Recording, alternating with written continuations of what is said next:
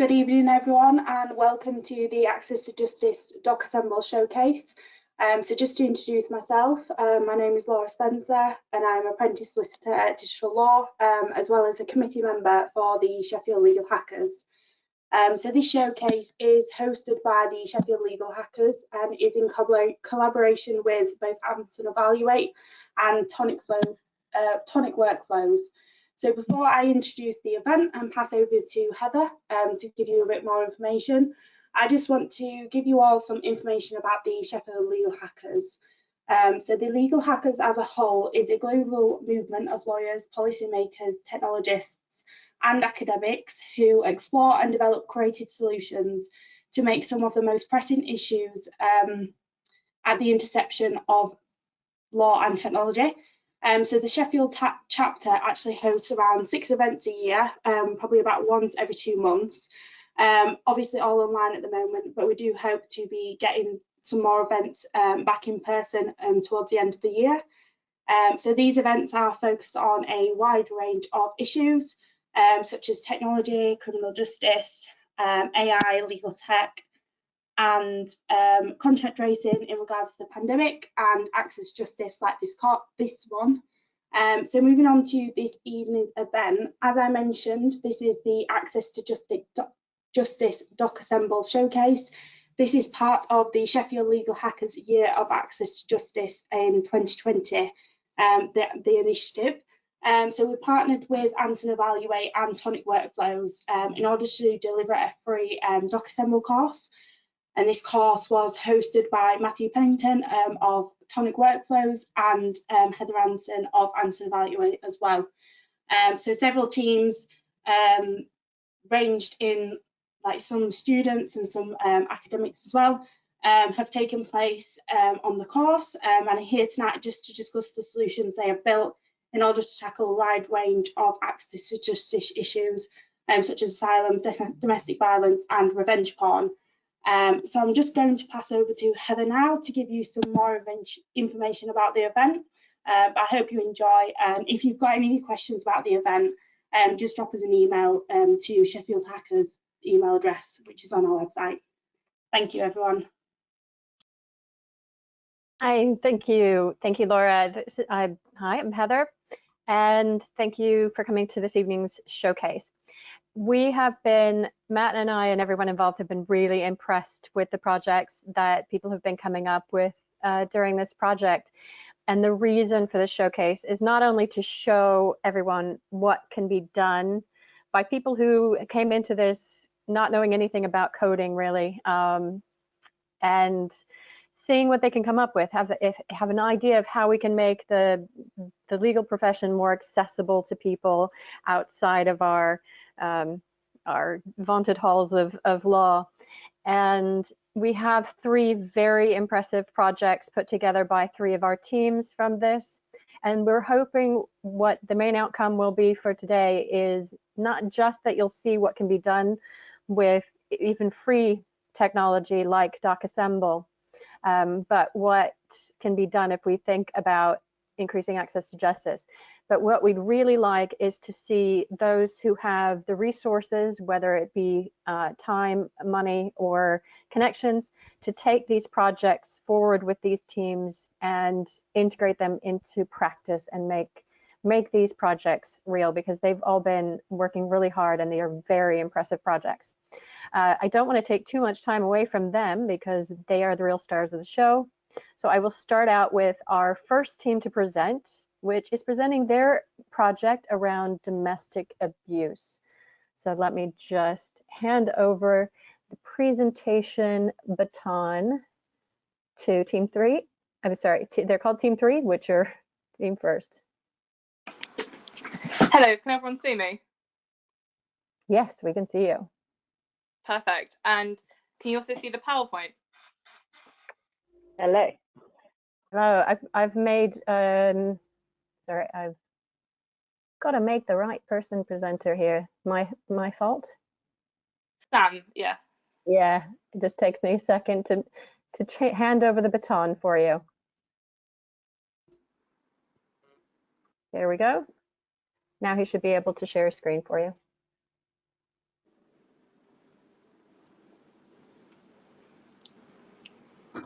Cool. Right, shall we begin? Hi everyone. Yeah, we are Team 3, and today we want to introduce you to our domestic abuse resource tool. We're a group of MA law students from the University of Bloomsbury. My name is Sophie, and I'm a recent graduate from the University of Nottingham. And I'm going to hand over to my colleagues. Sorry. Hi, I'm Ines, and I recently graduated from Oxford with a degree in philosophy and theology. Hello, my name is Rachel. Sorry. Okay. My name is Rachel. I have a degree in English from University College Cork, and I've spent the last few years teaching English in China before starting to study the MA Law in London.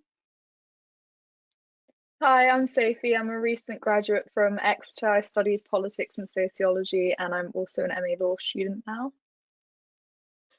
And I'm Sam. I've just finished my undergraduate in London, and I'm also an MA Law student.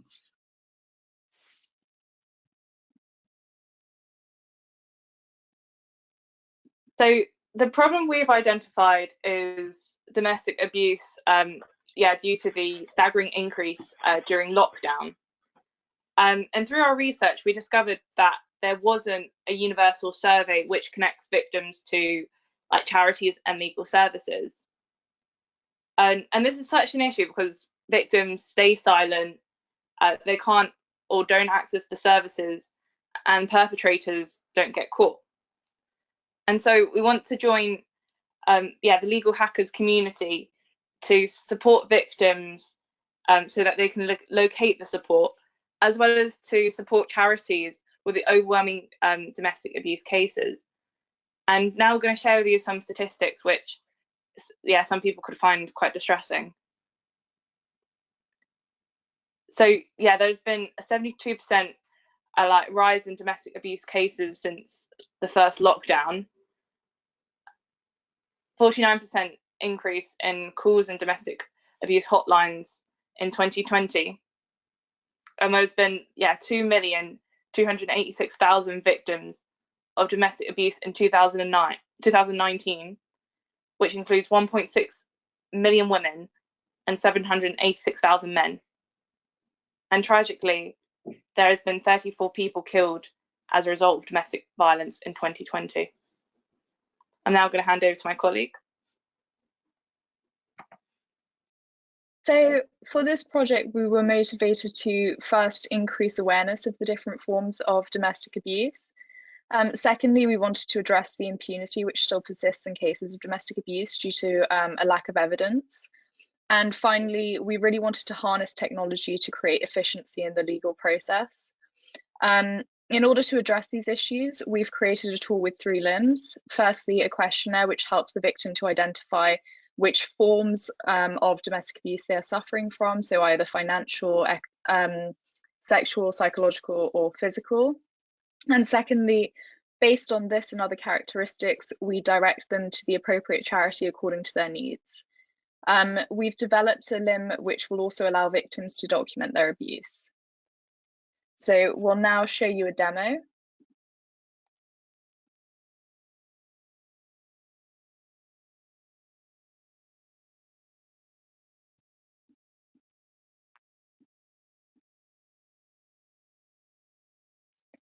So we'll start with the questionnaire.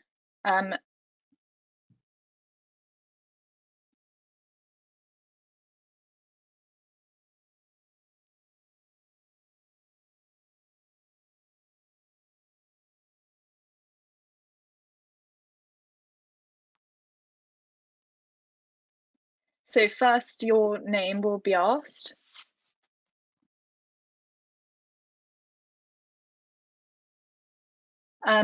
We'll then see whether you're in a dangerous position and in need of immediate help or not. If you are in danger, we'll direct you to call 999. But if you're safe, we'll direct you to continue with the questionnaire. Once we finish asking you questions about personal characteristics such as age, you'll be asked to describe your relationship to the abuser.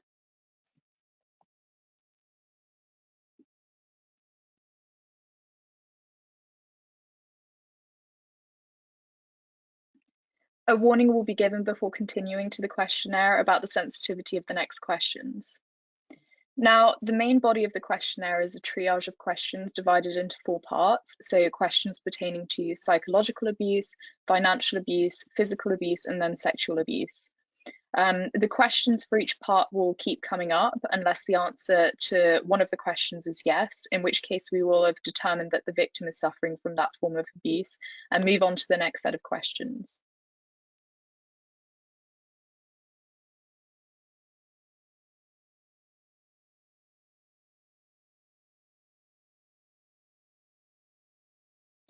Following this, we will advise the victim on the form or forms of abuse that we believe that they are suffering from, and taking this project forward, we really hope to provide an option which will allow the victim to see which questions they answered, which led us to believe that they were suffering from that form of abuse. I'll now pass over to Inez, who will discuss the second part of this tool. So in this part of the tool, the user will be directed to their closest relevant charity according to the following variables. So the first one is gender identity. So if you click on man or woman, be that cisgender, you'll be passed on to the next question.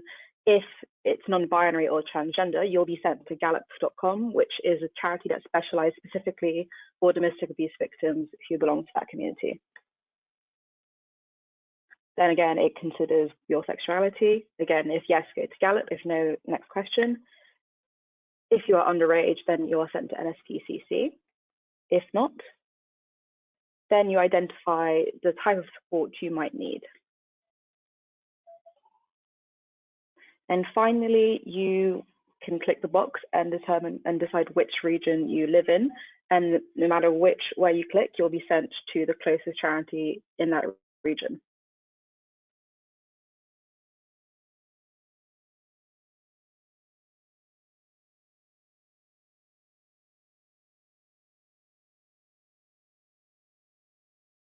I'll now pass on to Rachel. Hello, so the third and final part of our tool is a domestic abuse documenting tool. This tool asks the user a number of questions regarding an incident of domestic abuse that they have either suffered or witnessed. The questions are straightforward and allow the user to accurately record the pertinent details of the incident. By having a tool such as this available to them, victims can record details of the abuse close to the time that it happened.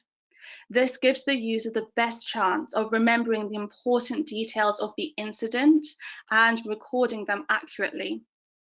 Many instances of domestic abuse go unnoticed, and this tool aims to encourage victims to record every incident of abuse, including non-violent ones, as we can see here. Emotional, psychological, sexual, financial, all of these are examples of domestic abuse. The tool collates the answers that the user provides and prepares a PDF document that sets out the details of the abuse. This PDF document can then be sent to the user's email address or that of a trusted friend or charity.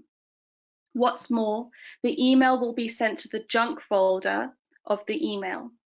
So even if you're a victim of the abuse yourself, or if you have witnessed it, you can still create this document with the details of the abuse, and it can be sent to your email address.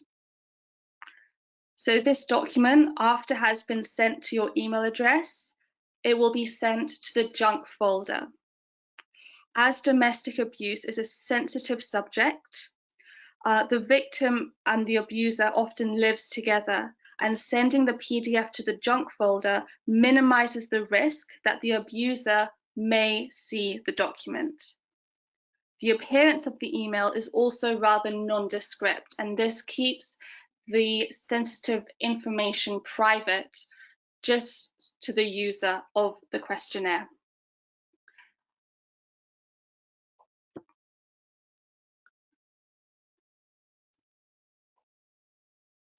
So after the user has completed the questions, they enter the email address that they wish to use, and the document is sent to that email address.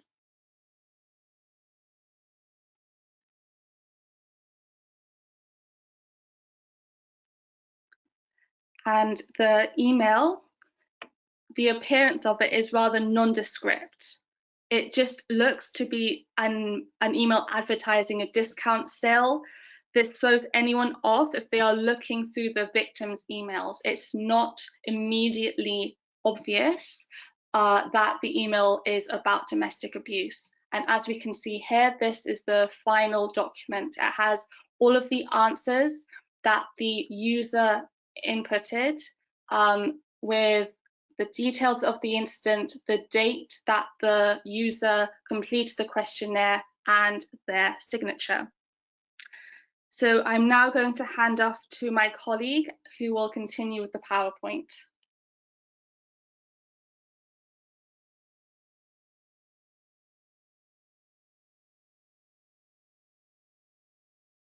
So one of the key strengths of our tool is, first of all, we believe it's quite safe. So a concern of ours was how to make the system not only useful, but also safe to use. We very much appreciate that those suffering from domestic abuse will be wary of sharing such personal information, hence why we formatted the interview in such a way that only takes essential information, but only if the user is comfortable doing so, hence why at the end of each part, it is up to the user whether they wish to proceed with the tool or not. Second of all, the search history. As Rachel said, unfortunately, a lot of these victims will be living with their abuser or be in a position where their online presence will be monitored by their abuser. Luckily enough, the URL for the interview is nondescript and doesn't have anything in it which could reveal its true nature were the user's history checked by the abuser. Furthermore, the first page of the interview is subtle and doesn't suggest that it is a resource for domestic abuse survivors. The email as well, as Rachel mentioned, is very discreet and I think works very well. The junk email tool is something we're quite proud of. It's quite easy to navigate. The flowchart nature of the interview is very user-friendly, and you made most of our questions either in a Dropbox or checkbox format, which takes into account any pressure the user might be under with regards to time or their living situation. Furthermore, there's no need for the user to have the information recorded or for them to send that information off. One of the comments we got back from a professional who we talked to who works with victims of domestic abuse, so that many times when they do talk to these women and men, they initially want to seek further help, but then choose not to. So for this reason, we still wanted to give the user an element of freedom and control over this very private information. Finally, it's a very efficient tool. With all the cases of domestic abuse on the rise since the first lockdown, charities are under a lot of pressure, especially helplines. Although the government has promised to increase funding for these charities, a long-term strategy needs to come out of this situation in consideration of what the lockdown has done to these victims. Whilst the interview is a small solution to a big problem, we're hoping that this resource will relieve the pressure from the helpline so that professionals will then tailor the interview to what they would want to include over a phone call. And I'll pass on to my colleague.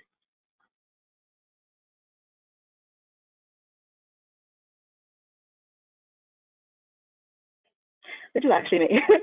So first of all, the main challenge we came across was, of course, trying to get in contact with domestic abuse specialists. And being in lockdown, that wasn't quite easy. We did a lot of research, finding charities in the first place, trying to contact them. And sadly, we didn't get much help from that.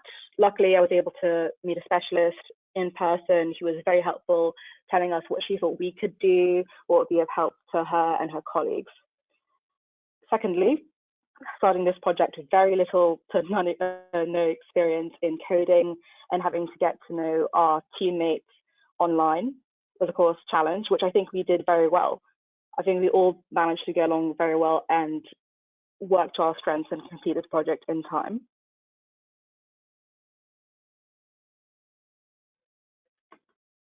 So in terms of what we have planned for future development, I think you can divide it into two categories. So from a technical standpoint, probably the most obvious one will be to improve the user interface. and that will really help improve the usability of our tool in general. And given the time constraints we were working under for this, build phase of the project, it was something that we shelved for the time being, but we definitely would have it as a key priority moving forwards when we're trying to build up a user base. The second focus in the future will be building out mobile capabilities, so both iOS and Android.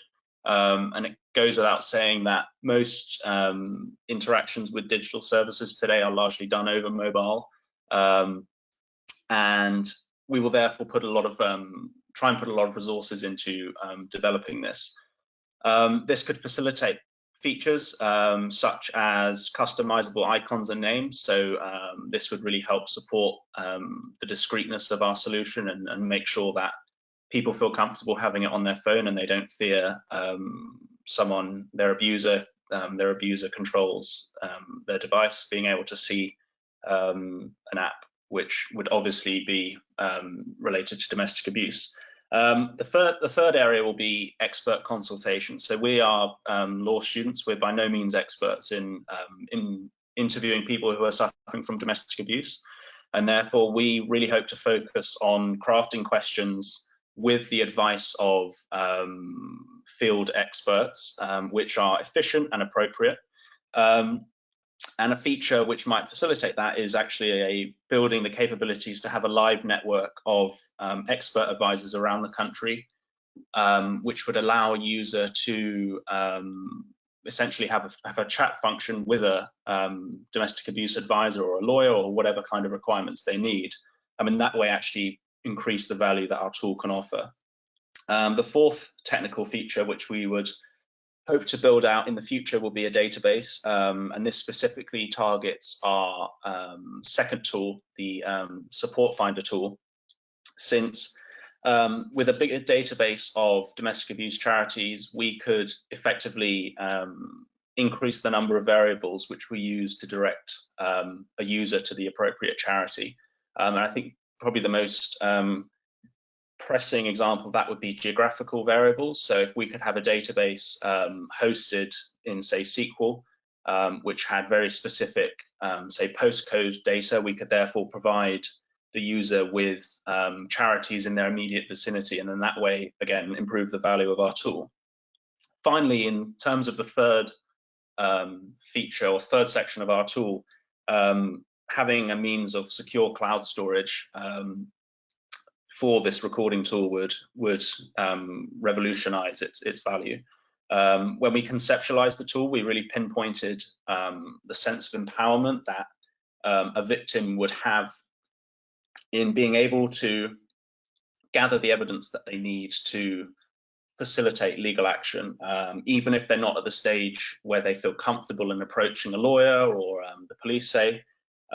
This ability to gather the vital evidence is really the first step in dealing with their situation, and therefore having a secure means to store the reports that they generate on their phones, and also a way to share them very easily with legal advisors, counsellors or law enforcement would be a feature we'd be really keen to build in the near future.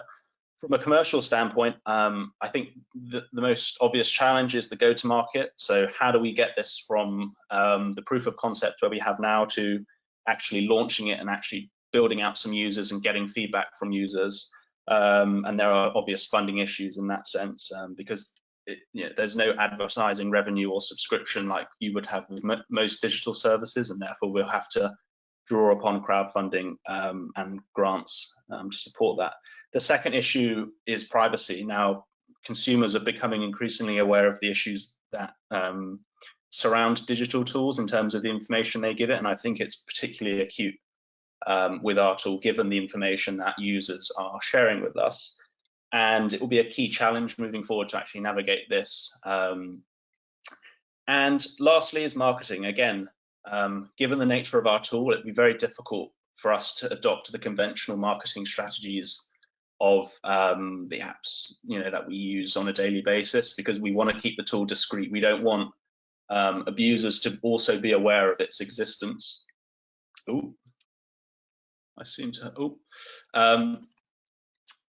We sorry, I lost my screen for a second there. Yeah, we want the people who need it the most to know of it and be able to use it, but we wanted to keep it secret and sort of only have users be aware of it if they're directed to it, and in that way ensure that we aren't creating issues by users using it. And that kind of brings me on to our asks. So how can the legal hacking community facilitate these steps? And I think the first one is partnerships with the legal and the domestic abuse experts, which I spoke of, addressing the privacy issues, you know, the specific features in terms of a kind of live chat tool. And secondly, funding. All of this is going to require a lot of resources, whether it's the development side, the marketing, etc. And last but not least, the community. I think the way that this tool can be launched is through users or victims of domestic abuse being recommended the tool by the services they reach out to. And in that way, we can kind of get the ball rolling in terms of early user acquisition and then therefore build up a critical mass. And it would eventually get to a point where people are aware of the tool and know that they can go to it and use it in a private and discreet way when they need to. Now, before we get to the Q&A, I think we all wanted to take the opportunity to say thank you, first of all, to Heather and Matt for their efforts since October when we first started on this project. It's been a wonderful opportunity to, first of all, develop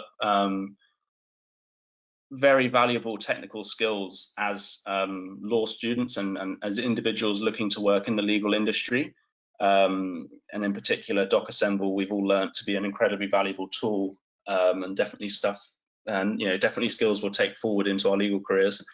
And also it's been an opportunity to actually contribute to an area of the law and technology, which often is overlooked despite the fact that, you know, on a daily basis we hear about innovation. I think we all agree that not enough is devoted towards solving some of these societal issues. And so it's been very rewarding to have an opportunity to build something which can actually chip away at a big issue in our society. And so that wraps up our presentation. I think we'll now go over some questions. Thank you very much.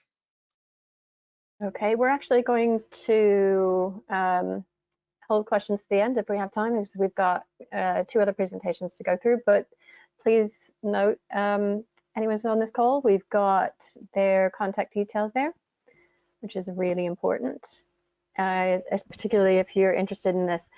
And before I move on to the next bit, I just want to point out that this group, these law students, are full-time law students with literally no programming experience before they went into this, and this is what they've created. So imagine what the potential is if they can get some of the support from the legal hacker community and the wider legal and technical community. So really, really looking forward to that.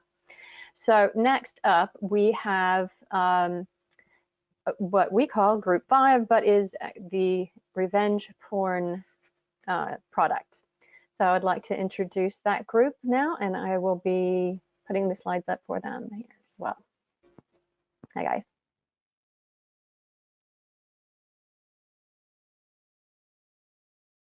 Hello.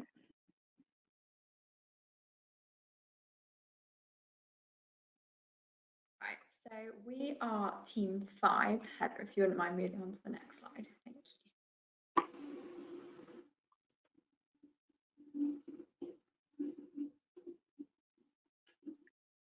So let's just introduce ourselves. I'll hand over to Peter first to give background. Thank you, Amelia. My name is Peter. I'm a solicitor and managing director at Digital Law, and I'm very pleased to have been working with a very skilled team on this project. So I will now pass over to Joanna.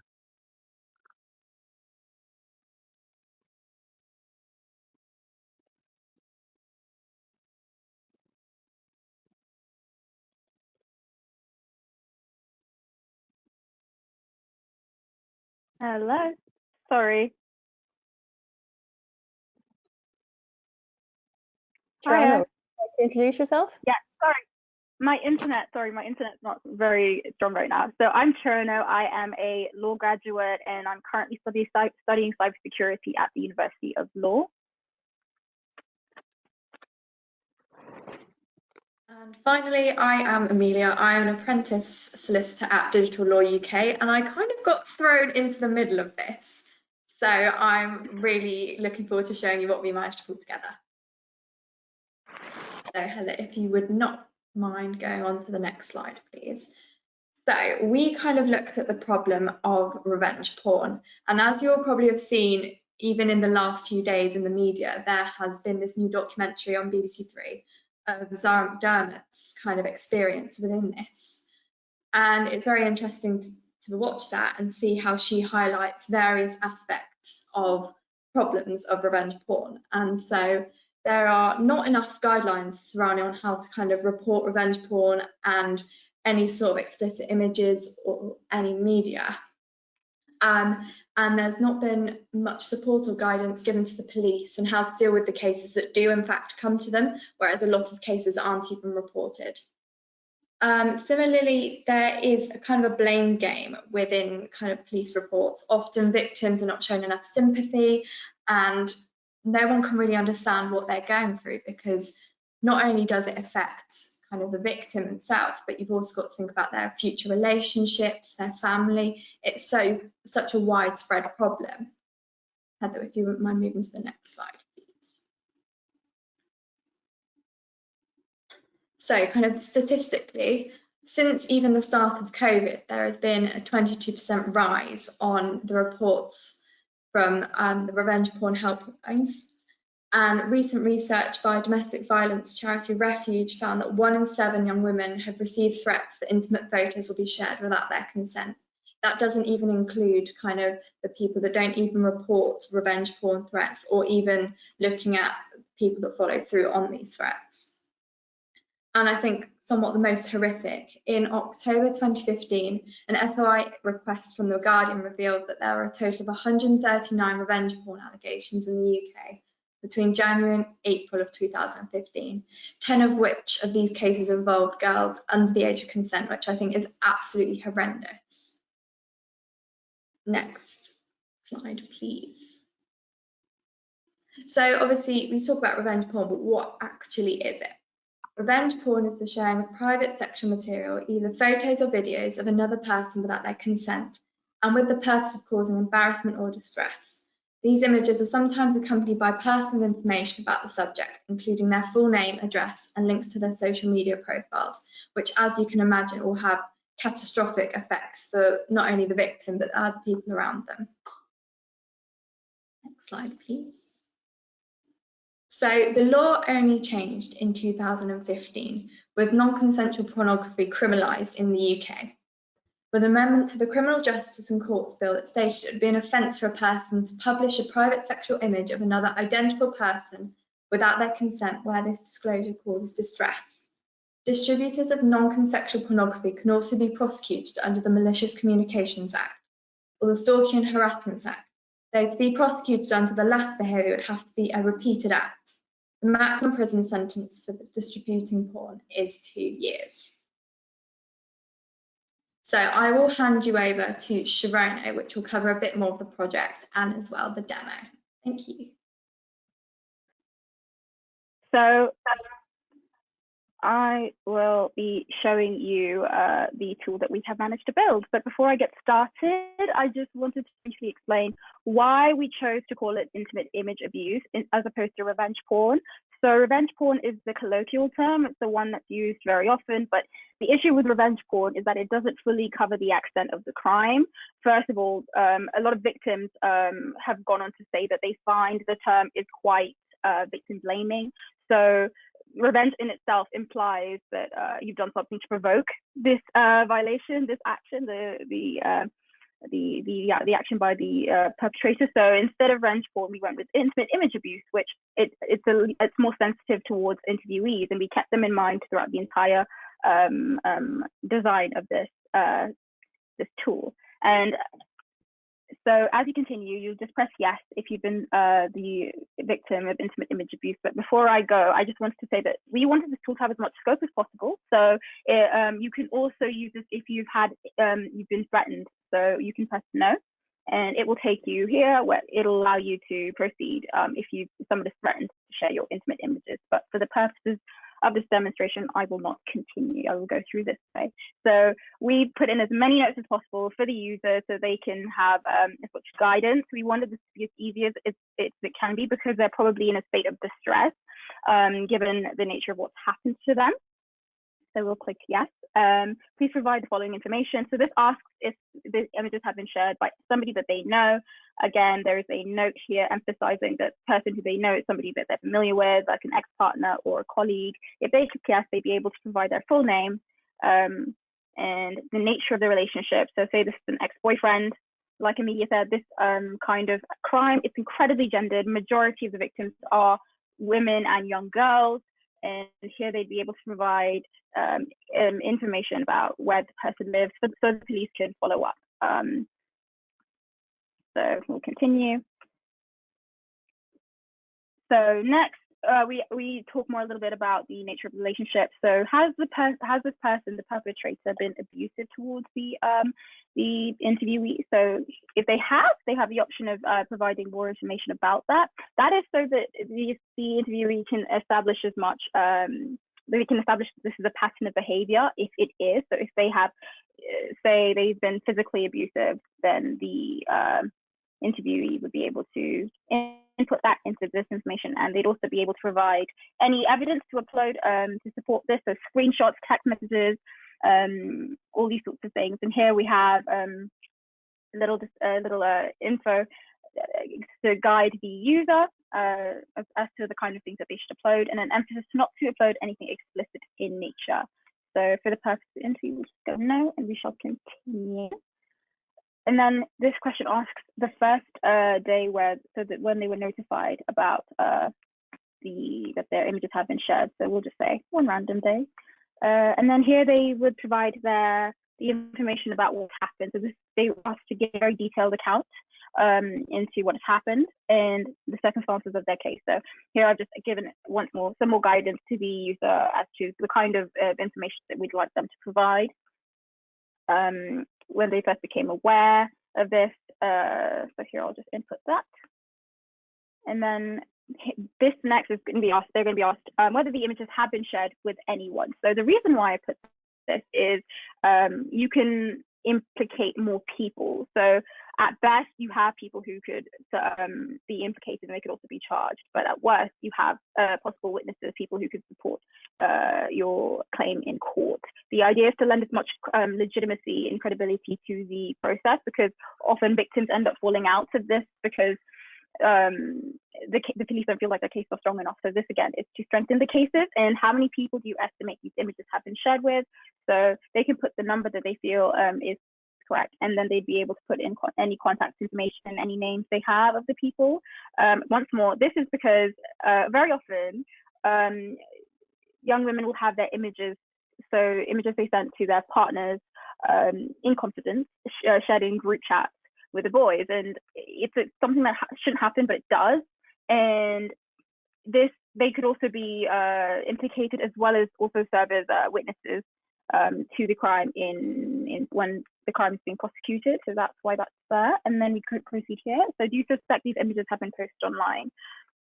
So if you click yes, you'd be asked to provide details. Here they'd be able to put any information about the offending account. So if it's been uploaded on a site, they'd put it here. Of course, we ask them not to put any links because then we'd also be liable. So here they post the offending account and whatnot. We wanted to capture as much detail as possible.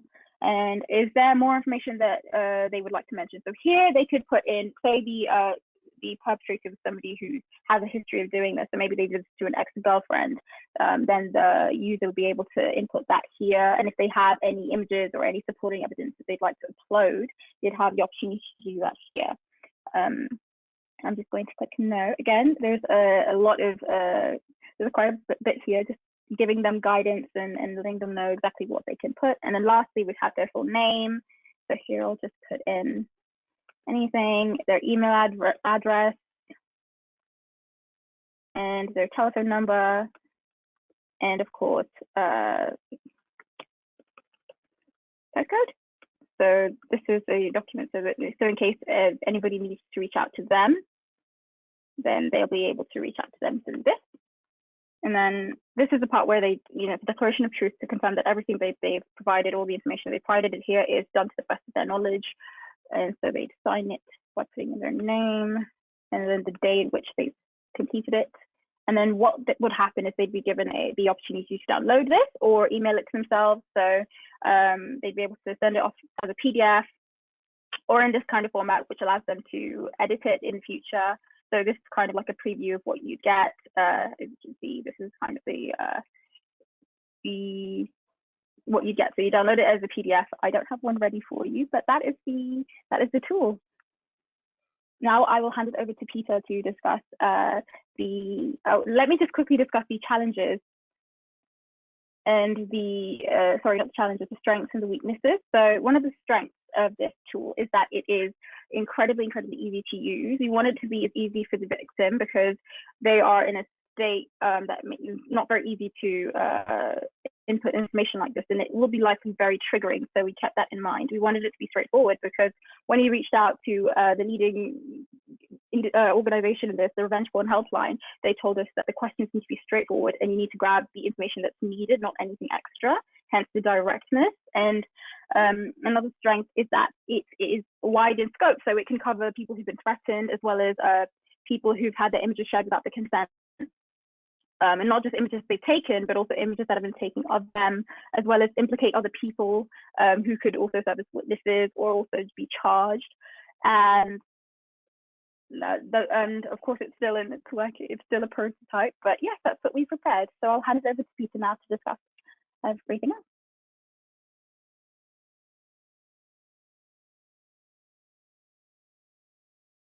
Fantastic. Thank you very much indeed, Chirona. Can I first of all just sort of highlight the fact that Chirona there has done a huge amount of work in terms of building the system that you've just seen, and in particular over the months, not only has been been working closely on this as a team, she's had to deal with everything from unreliable Wi-Fi to quite frequent power cuts as well. So has done an incredible job in the circumstances. And also you've heard from Amelia, who has only recently started her course as a solicitor apprentice with us and has thrown herself into this project and supported Chirona in the build. So just wanted to highlight that. As you can see, this is I think a fascinating project because this is a comparatively new law when we think about in particular the revenge porn law in the UK that was only introduced in 2015, so it's still evolving, and that indeed presents part of the challenge. Some of you may have seen the documentary that's now on the BBC iPlayer about Zara McDermott that Amelia talked about at the top of the presentation, and that documentary highlights the fact that she's actually been a victim of revenge porn twice. Once as a schoolgirl at the age of 14, approximately 10 years ago. And on that occasion, because people were not familiar with the crime, even though she was the person who was the victim, she was the only one who faced any consequences. She was the only one who found herself suspended from school. The perpetrator, who was also 14, faced no penalties at all. The documentary also states the fact that things have changed a little bit. When she appeared on Love Island, images were shared then, several years later. And at least on that occasion, people did rally around, and it was found, she was treated as a victim of a crime, which is what people who find themselves on the receiving end of this sort of treatment are. So at least society is waking up to the technology that's used to perpetrate this, and the fact that it is very much a growing problem. And at least there is more support there. At least the law is there. At least people are being convicted.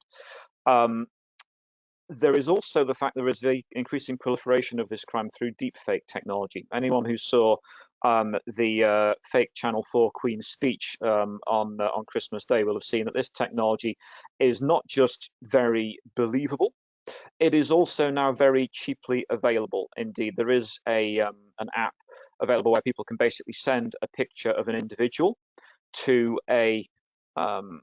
basically some hackers who will then add it to a video, which it's the same thing, a deep fake, where then it makes it look as though that individual is carrying out various acts.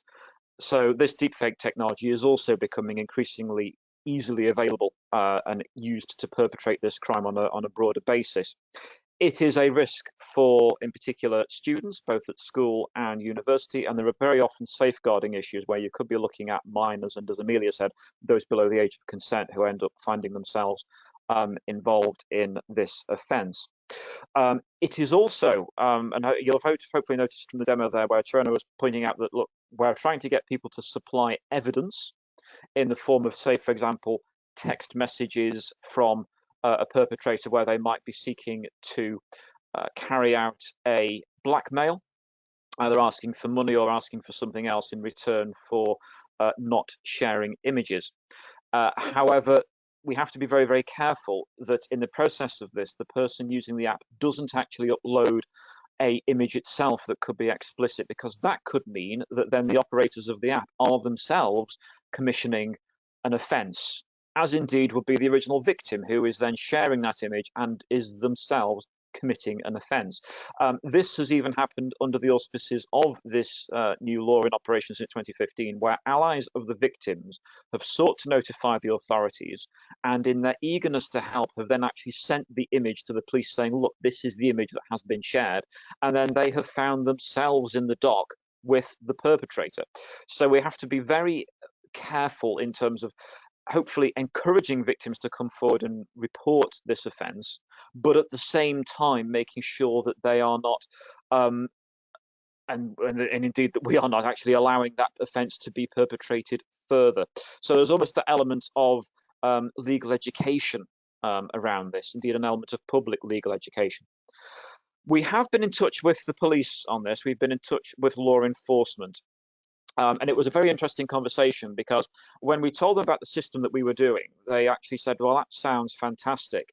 Can you actually demonstrate that to our officers? Because they admitted that the majority of their officers, those at the front line likely to deal with victims of crime, are very unfamiliar with what the law actually says and have received no training in supporting the victims or indeed understanding the consequences of these images having been shared, and the literal hammer blow that this can have to the victim, whereby they can feel estranged from their friends and family, ashamed from talking to them, ashamed from properly being able to move on with their lives, until they've actually sometimes, in some cases, either relocated, changed occupations, changed educational institutions, and it does have a massive impact on them.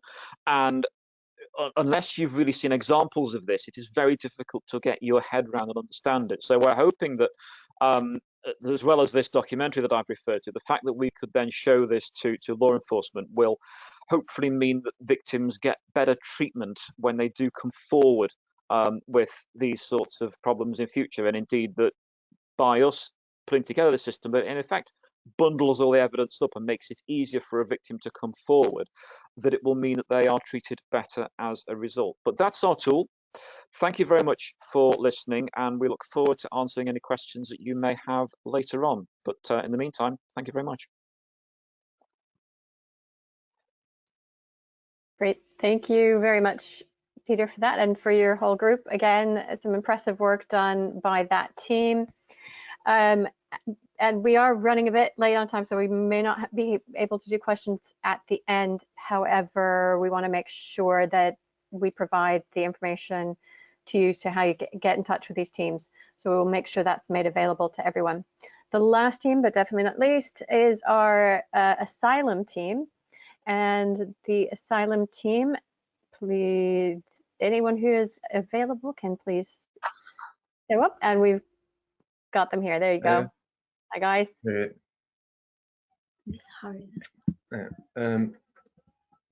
So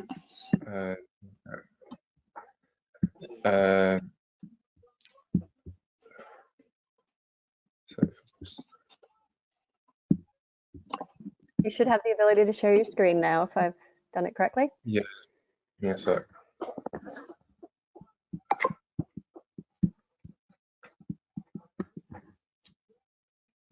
Oh, God. Okay. Just give me a sec. Is it not showing anything? Wait, so can you see my screen? Anyone see my screen? Not at No. the moment. Okay. Oh, almost.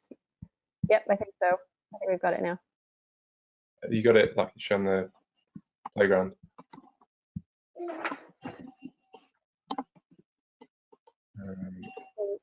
No, I'm not seeing it, unfortunately. I don't. Do one of you want to give sort of an overview of what you're doing whilst? Oh, there we go. Now we have a screen. Now we have a screen. There we go. Yeah. Great. So, yeah.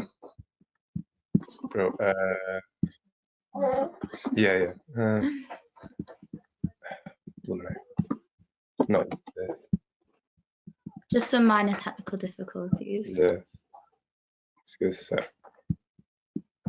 You guys are dealing with a lot. You guys are also law students, but also, I believe, parents who are dealing with small children. So we will give you as much patience as we do. Let us know what you need. Cheers. There we go. Great. So, you see the presentation? So yeah, this is great. Sorry about this, guys. Great. So yeah, we are. Our project was about asylum seekers and accessing support from the government. Okay, and as you can see on the screen, this is our team. My name's Shannon and I'm a second year law student, and Toby is final year in Spanish and Chinese. And Harry, who's by himself right now, is a penultimate year student in politics and history. So Harry is now just going to go through the aims of the project, and then afterwards I will outline what we actually did to get where we are now. And I'll just let the baby say his piece before I begin. So we identified sort of three issues really that we wanted to solve in terms of, we wanted to help solve in terms of our tool. And the first one, and the most obvious one, is the language barriers. It's sort of taken for granted that a lot of language barriers for asylum seekers impact their ability to access health and access other things which they're entitled to. The British Medical Association has written extensively on that. But what it actually can also do is stop asylum seekers getting their legally entitled support under schedules 98, 94 and section 4. There's a growing number of asylum seekers in the UK, and alongside that we therefore seen that the problem with an inability to access support is also growing. From September 2019 compared to the year before that, so the last year pre-pandemic, there was a 28% increase in the people who were granted protections, and this number with a COVID backlog is probably likely to increase in the next year or so. In terms of physical accessibility, in terms of asylum interviews are normally done in person, and there's some scope for sort of translation there, but many cannot access citizens advice bureaus and the like to have those interviews. And that's linked to the third point about making the law more accessible.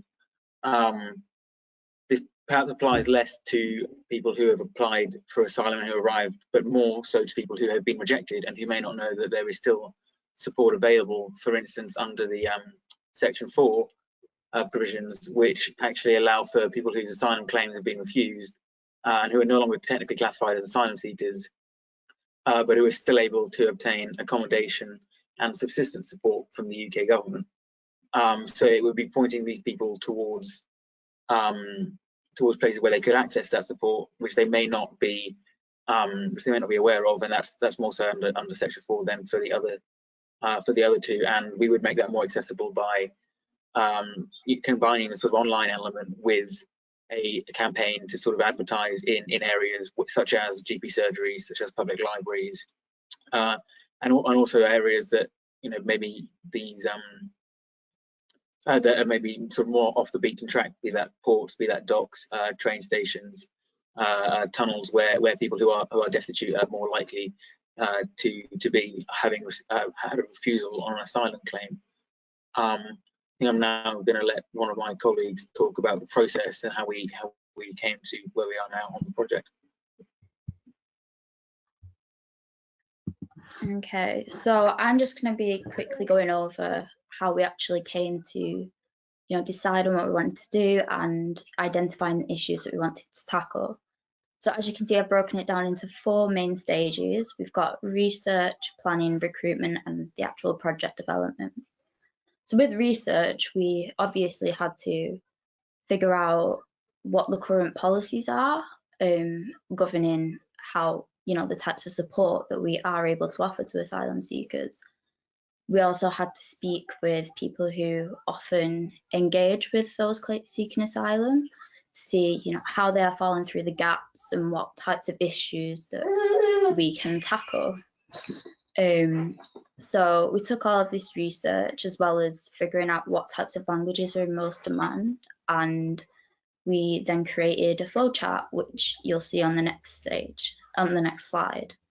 So with planning, we took the legal information and we had to reposition it in a way which makes most sense. We had to explain it clearly to, people who've never come across it before, and also in an order which makes the interview functional. So after creating this flowchart, we then started to recruit volunteers to translate this, as we wanted to tackle the language barriers. So we ended up recruiting over 50 volunteers with varying language abilities, and we put them into groups. So we ensured that we had one native speaker paired up with intermediate or basic speakers. And this not only ensured clarity, but it also provided an opportunity to students who, during a time where not much work experience is available, and that was really important to us. And then finally, after receiving all of the translations, we went into the final stage, which is actually creating the project. Now, with this, we can only show our appreciation to Mark and his patience, because none of us have had any prior programming experience. So thank you, Mark. So on this next slide, you'll see the flowchart. It's probably not the most clear flowchart, but this was the most concise way of ensuring we get all the information we need. So the interview will take them through a series of questions. It'll gather a few pieces of information. And as you can see, all of the purple squares are the outcomes. So we will be able to redirect these people to any support services available, depending on their situation and what we think would be the most ideal for them. And it also explains a little bit about the law and what types of support are available, as we really wanted to empower them to ensure that they can take things into their own hands and ascertain their rights. Because I think a lot of the time people aren't aware of what they're missing out on. And then finally, it also offers the ability to either screenshot or print off a PDF, which will have this person's name and other types of information in English. So even if translators aren't available at the time that they are seeking help, they can give this printout to any support workers, Good Samaritans, anyone willing to listen. And this will hopefully ensure that they do receive the help that they do need. Now, I'm going to pass you over to Toby here, and he's going to show you a quick demonstration of what we've made. Yeah.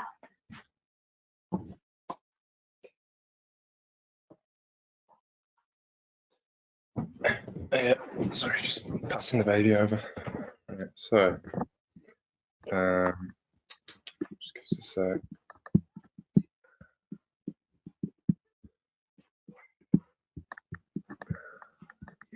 So if I go here and run this,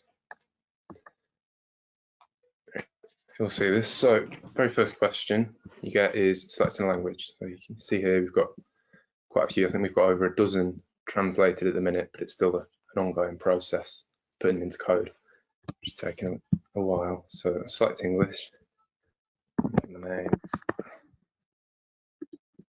country of origin, just say England, date of entry to the UK, we'll say the first this year, or last year even.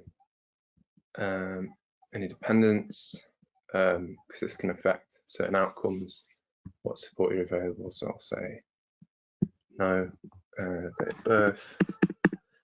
I'll do something actually, just to give you a quick insight. So if I say that my age is under 18, it will immediately redirect me to this page, because people under 18 can't claim support as an asylum seeker, but it does redirect to different charities, different organisations throughout the UK that can offer support to someone who's in need. But for the purpose of this, I'll say are you the dependent? I'll say no. Already made this you. You're made an asylum claim. We'll say yes. You're awaiting a decision. No. Yes. Looking to make an appeal against this decision. Say no. Currently trying to leave the United Kingdom. So I'm trying to leave.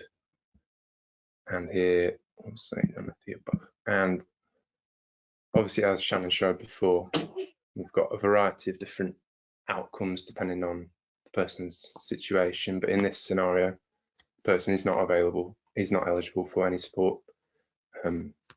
But we still offer this, these organisations to get in contact, and we've got the printout. And yeah, that is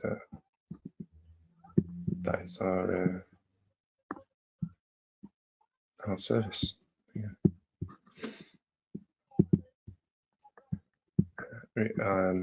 So I'll pass you back to Shannon now, just to round off the end of the presentation. Thank you very much.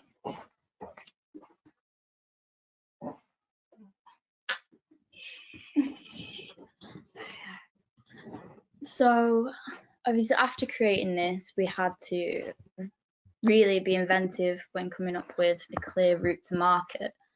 Now, you know, we've spoken with as many people as possible to try and determine what types of situations these people really are in, as you know, although it's impossible to account for every single type of situation, we really wanted this to be available to as many people as possible. So we coordinate with local charities, community centres, and you know, if they have someone who visits them to try and seek help, then hopefully they will be able to direct them to us. We are in the process of creating posters which can be displayed in libraries, community centres. Sorry about my co-presenter there. Medical practices, as there are the ones who often have people coming in, you know, seeking help.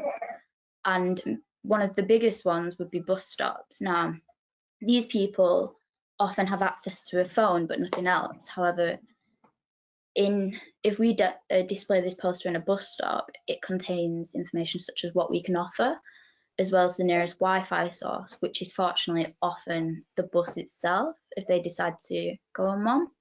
So that was one of the biggest ones where we thought, okay, we can make this more accessible, as not everyone is able to actually get to these community centres or knows where they are. We will contain the information of the nearest community centre, and luckily we will be able to do this through contacts as students. We have many people who are in all types of cities able to do this. And finally, social media. We are going to create social media accounts to really get the word out as much as we can. You know, posts, videos, just anything, because we really do want to spread that this source is available and prevent even more people from falling through the gaps. Now, this ties into our two main asks, which are, first of all, if anyone would be willing to help with outreach or has any suggestions, then please do contact one of us. And then secondly, we have over a dozen translations, but we really would like to take this further and ensure that we have this available to as many people as possible. So if you know anyone who may be willing to translate or can do so yourself, please do contact us. And I think that is everything. So thank you for listening. Thank you so much, guys. Great presentation.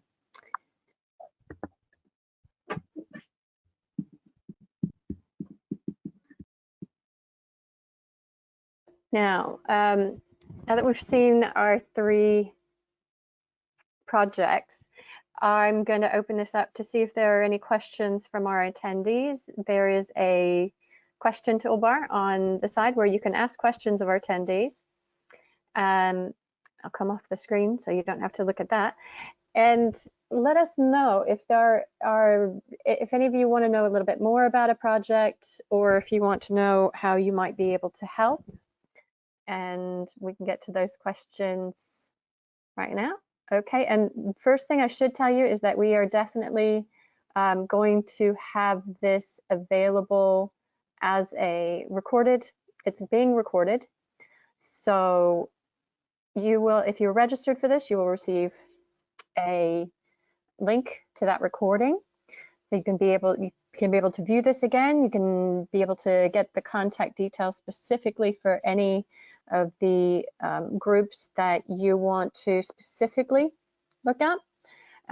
We've had some really good feedback on our questions, just people saying that what great work you have, and we are very happy about that. And Gareth Bramley has also said, he is one of our members of the Sheffield Legal Hackers community. Just a huge thank you to all of the presentations and a collective effort here. This is truly impressive and really wraps up an excellent A to J year. And I cannot agree more. Very impressed with everyone who has been involved with it and in the projects that we've had. We couldn't have done it without the help of a lot of people, but Matt, who is in the background listening, but he doesn't want to come on screen because he's our tech guy, and they tend to be shy, but he's been immeasurably helpful. Okay, let's see. We have a comment from Robert Lancaster. Well done, everyone. I'd like to help with the go-to-market outreach. I'll message the team individually. Wonderful. Thank you very much. And if anyone doesn't themselves maybe have the ability to help, but may know of an organization or an individual who could help, please pass this on. When you get the link from us of the webinar, please pass it on to them so that we can get this as far as and wide as possible, because we want to make sure that the hard work that they've put in, it really does get out there, because they have created some truly amazing projects. And I think it really is a good look into the future of law, because a lot of these, most of these are either law students, or solicitor apprentices.